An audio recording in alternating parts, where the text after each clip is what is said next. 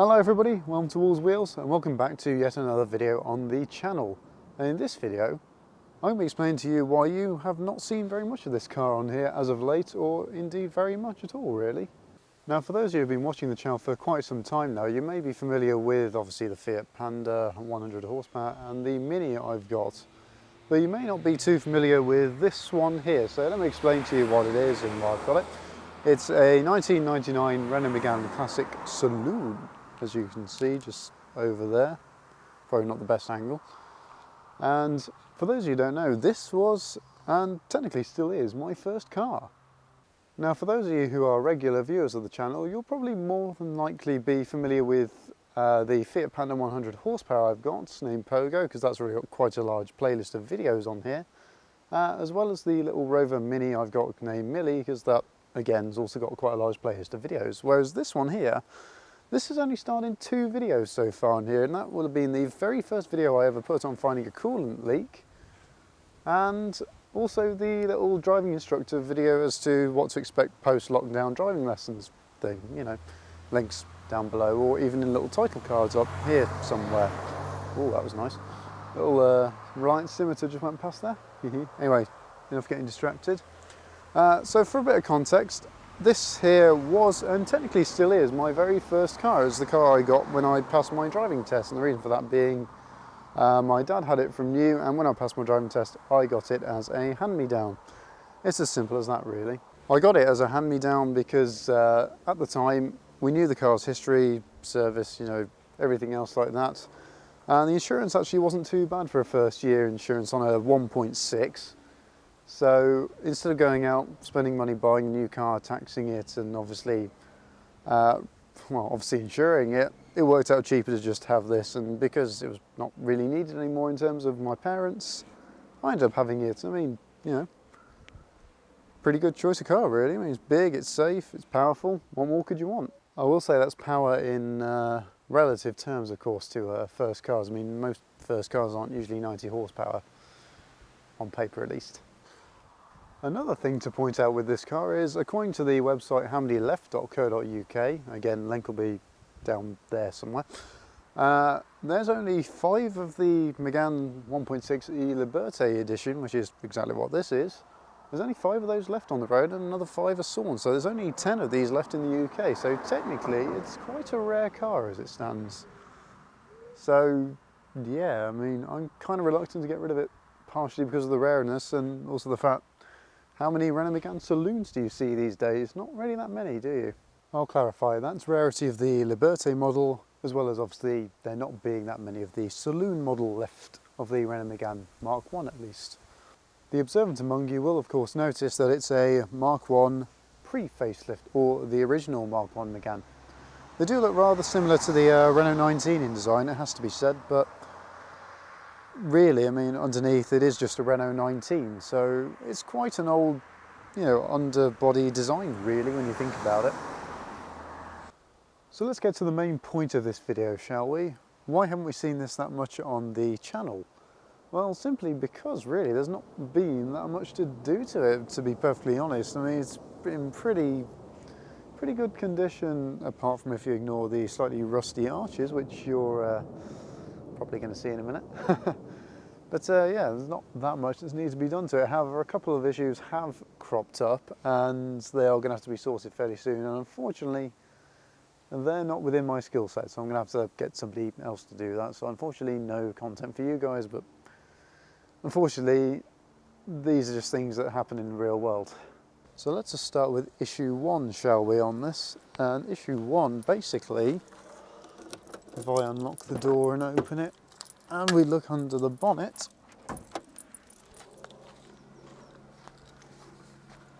I may have to put the camera down for this because it's not very easy to do one-handed. Yeah, I'm going to put the camera down. Alright, so we're inside the engine bay now, and I'll move my shadow out of the way. But as in the finding the leak video, I found out that the leak came from behind this little plastic cover just here. And the thing is, with where this plastic cover is, you know, it's perfectly well designed. It keeps things all nice and covered up from getting soaked, apart from when you're the water pump gasket or something like that, because that's what the problem actually is with it. when that goes.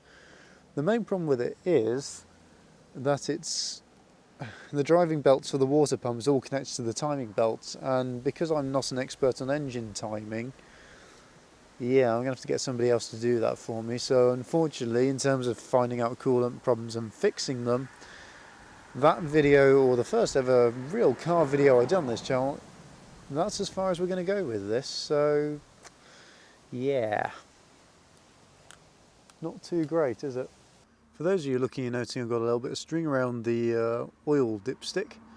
That's because that's basically the only thing holding this in. You see, it doesn't quite fit properly and it just keeps bouncing out every time you go over a bump. So yeah, that's basically in there just to try and hold it in a little bit better, otherwise it'll sort of jump up quite far up, and that's obviously not a good thing, is it? Now, in terms of the coolant issue for us, it's a relatively easy fix for somebody who knows what they're doing, which unfortunately I am not one of those people. But also it sort of exists in its own little bubble of a problem, as it were. I mean, the problem for this sort of began at the start of lockdown in the UK, and because of that, it obviously wasn't needed to be driven anywhere, so it wasn't that much of a problem to me at the time. I wasn't really going anywhere because at that particular moment in time I was furloughed.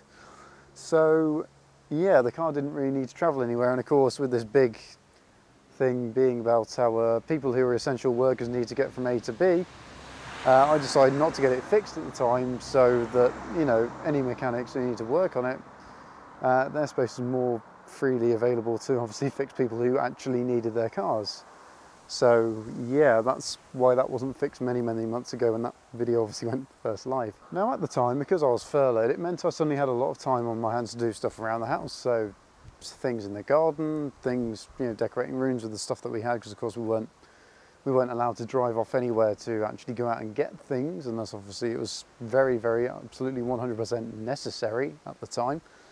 So yeah, the car didn't really move very far, and that's why you will have seen a lot of videos of the Fiat and the Mini of them having stuff done on the driveway. So in terms of actually driving the car, it wasn't that, it wasn't really that very well needed.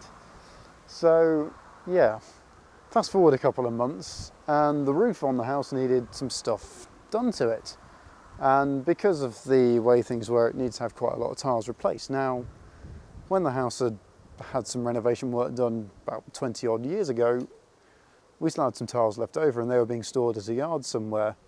So what that involved was using the Renault here, because it's got a tow bar on it, to go and fetch all these tiles in the trailer you see over here.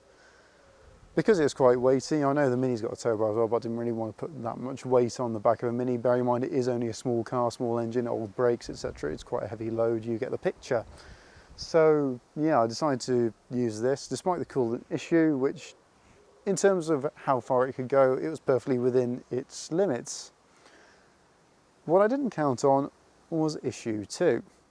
So with the trailer, with the tiles inside of it, basically, the tiles were all set up like this, going all the way across. It's a 3-foot wide trailer.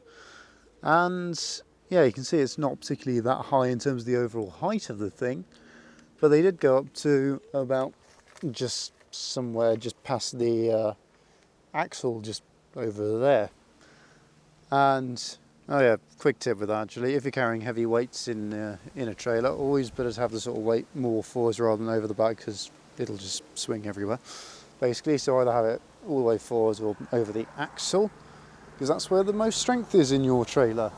But yes, going back to the main point with this, with all this weight in it, the fact that the car's 21, 22 odd years old, of course things are going to start failing on it. So whilst driving this trailer back with half of it full of tiles basically, perfectly fine, no problems. When we got home, we discovered a big puddle of some fluid on the drive.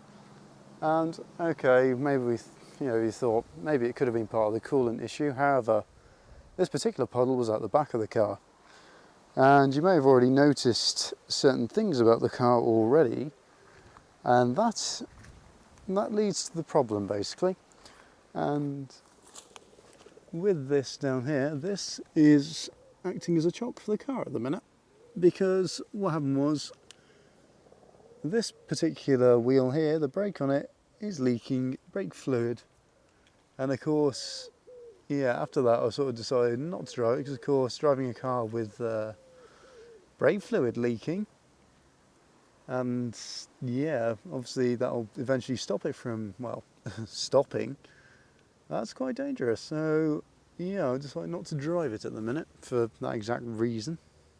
In terms of getting repaired, it should be a straightforward fix for somebody who knows what they're doing. Again, I'm not somebody who knows what they're doing when it comes to car brakes, so I'd rather let an expert actually sort it, because obviously the last thing you want to do is mess up the only way you got of stopping, basically.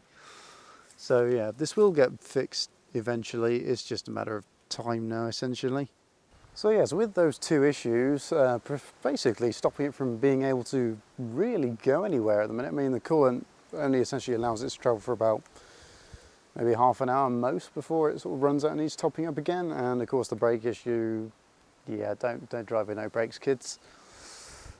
Yeah, that's sort of why it hasn't really featured at the minute, because there's not much I can personally do to it to repair it, because I'm not that skilled in terms of brakes and coolant and, well, not really the coolant, but the timing side of things. So yeah,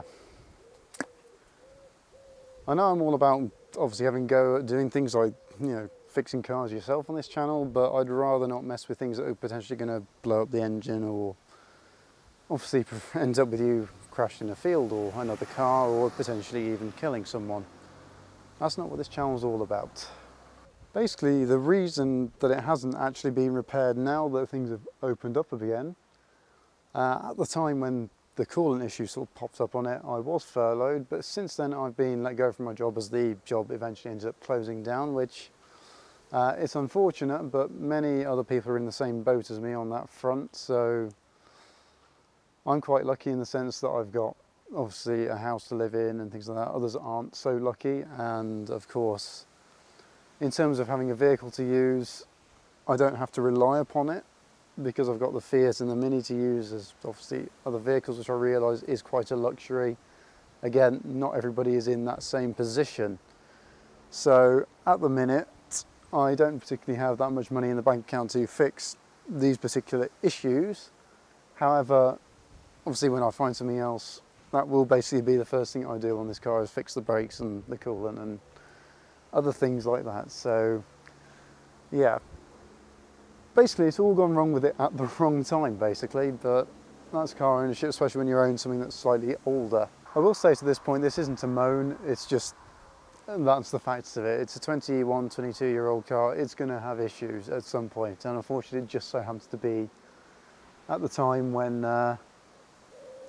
yeah, when things are not particularly the easiest, but we've got to deal with the card we've been dealt. So yeah, here's me dealing with it essentially. And me, as I said, I've got the Fiat and the Mini to use, so whilst this is undrivable essentially, I'm not exactly 100% stuck. So whilst we're here then, focusing on the Renault, let's talk through some of the other little less essential to its running things that need doing, shall we? So if you look down here then, you may have spotted quite a little bit of rust. Let's focus that in a bit.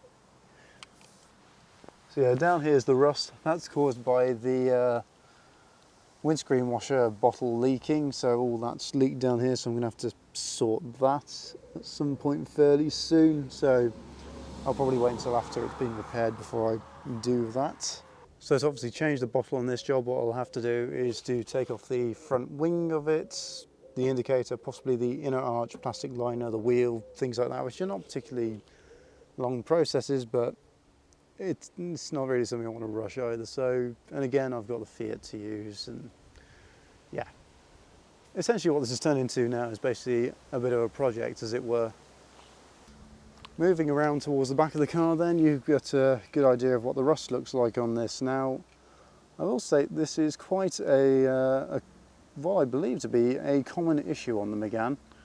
So what happens is, the back wheel kicks up mud, it goes up inside here and just sits on this little lip on the inside here. So it eventually just rots it from the inside outwards. So what's going to have to happen with that is the metal's going to have to be cut out of here, and I'm going to have a new panel welded in. I mean, I've got the new panels already, it's just a case of doing it now.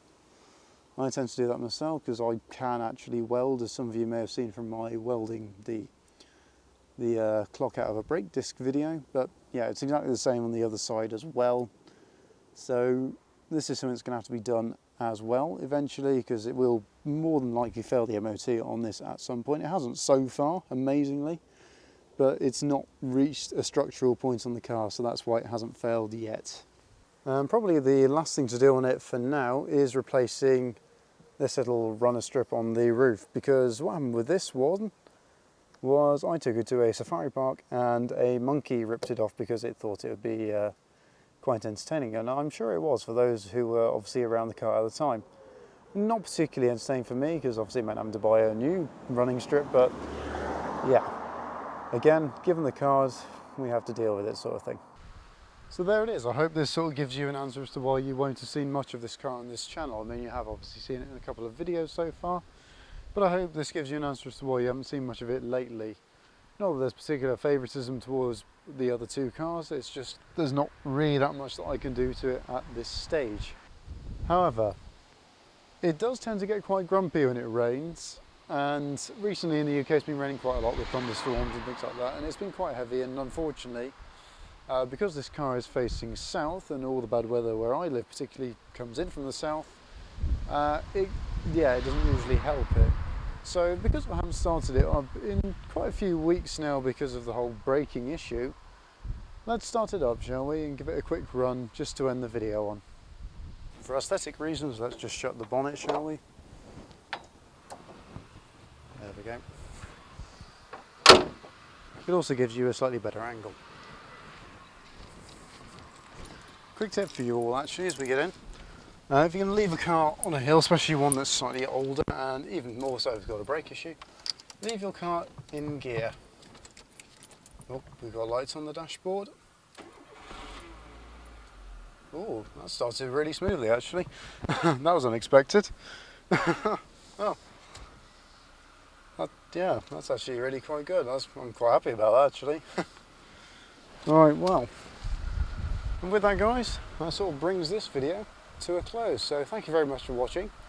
If you've enjoyed this video, please consider leaving a like. If you want to ask something in the comments down below, or even just say something about this car or anything else in this channel you've got questions about, feel free to leave a comment down below. And of course, if you want to see more of this kind of content in the future, feel free to subscribe for plenty more of this kind of content to come. Thank you very much for watching guys, and I'll see you next week. Farewell.